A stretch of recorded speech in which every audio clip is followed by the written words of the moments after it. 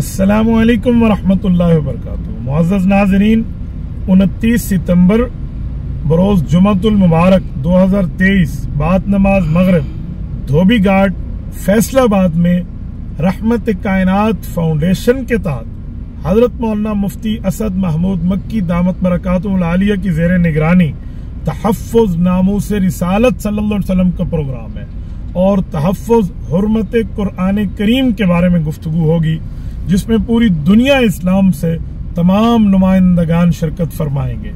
और आखिर में बयान कायद मिल्लत इस्लामिया हजरत इमाम इनकलाब मौलाना फजलुर रहमान हाफिज़हुर रहमान का होगा इंशाअल्लाह ताला।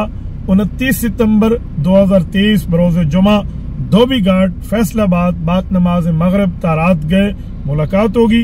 मैं आप तमाम हज़रात को उसकी दावत देता हूँ, आप उसमें शिरकत फरमाएं और नामूस रिसालत सल्लल्लाहु अलैहि वसल्लम और हुर्मत कुरान करीम के लिए रहमत कायनात फाउंडेशन के दस्तो बाजू बनिए।